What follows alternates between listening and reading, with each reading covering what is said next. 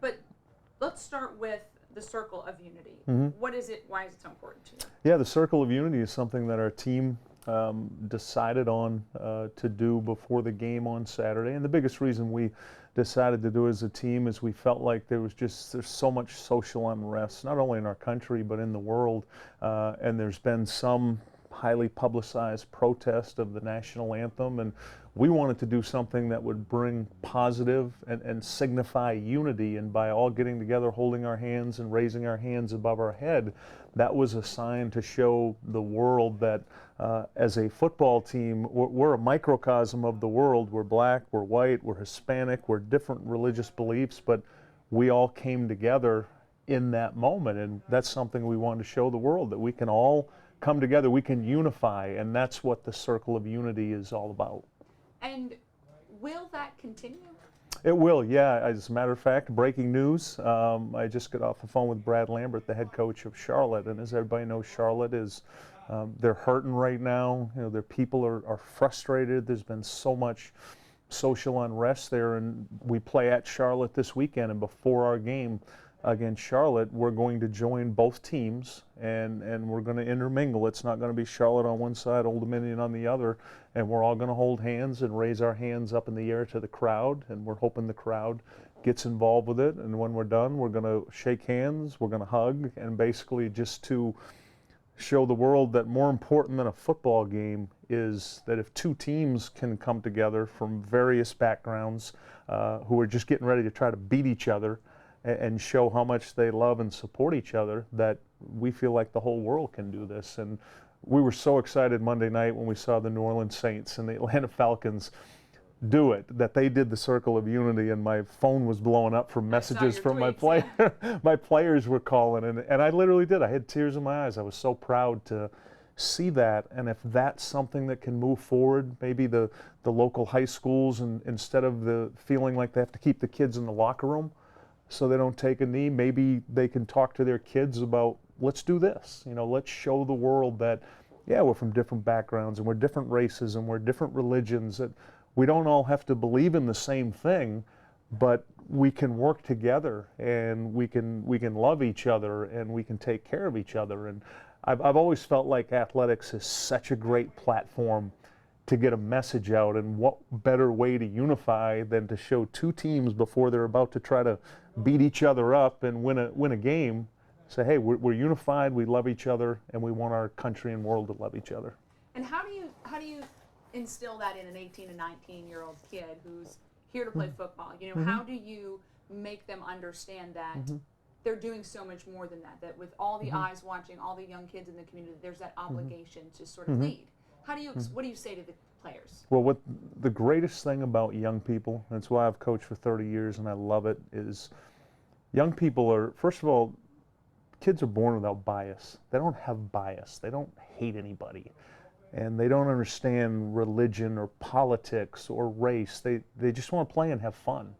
And our kids are 18, 19, 20 years old, and they're seeing what's going on in their world, and they're saying to themselves, this is the world I'm going to live in.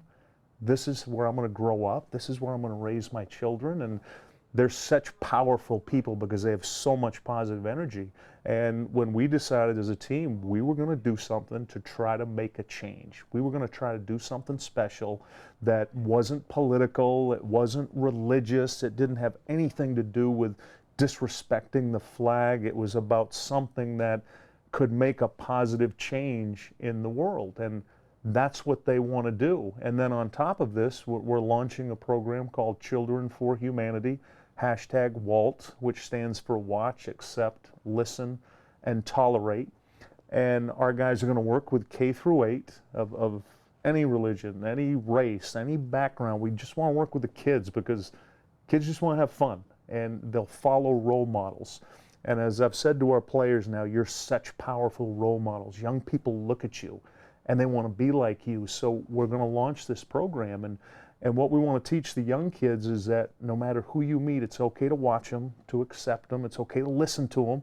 It's okay to tolerate them. It doesn't mean you have to believe the same thing they believe, but you can respect their opinion. And if we could just get the adults to do that, if we could just get the grown-ups and the politicians to do that, and then this world would be such a better place. And our players want to make an impact. And the phrase I always use with our players is, are you going to make a difference, or are you just going to add to the noise that's out there?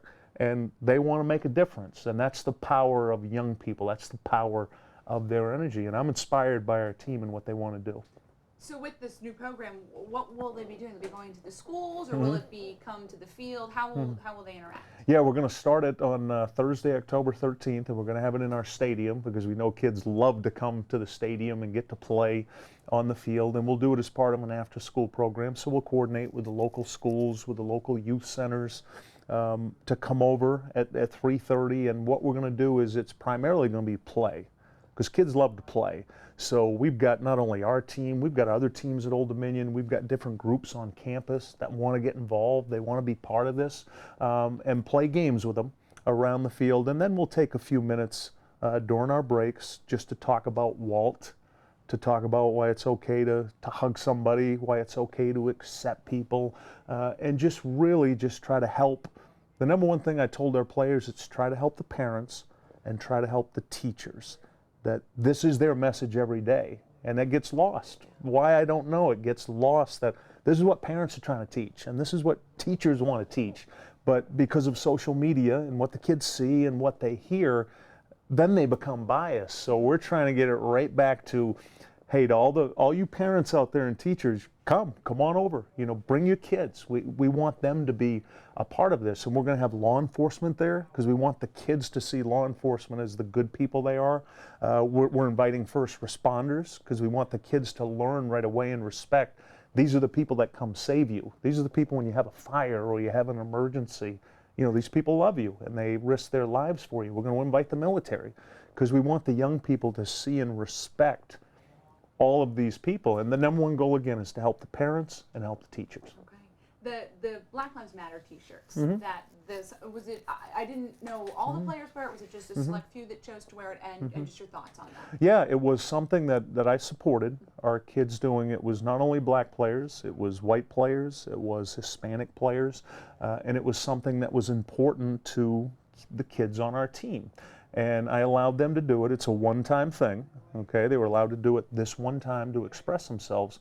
And then I told them, now what you have, now you brought attention. Now what are you going to do with that attention? Is it going to be attention that we're looking to make a change? Is it going to be attention to get our Children for Humanity program out there, #Walt? What are we going to do with this attention? And young people are hurting. Our kids are hurting. You know, they look and they see the world they live in, and they're hurting right now. So it was their way to express themselves. Black Lives Matters is a very powerful, influential group with a good number of the players on our team. And my philosophy for allowing them to do it was, if I suppress their ability to express themselves, then I'm part of the problem. I'm not part of the solution. Young people have to be able to express themselves because they're so frustrated that they don't feel like the adults listen to them, they don't feel like the politicians listen to them, and then they look at their world and go, this is where I'm going to live. So we allowed it as a one-time thing. It got their message out, and now they understand the most important thing we're doing as a team now to be influential is our Children for Humanity program, that we're not going to be part of the problem, we're going to be part of the solution.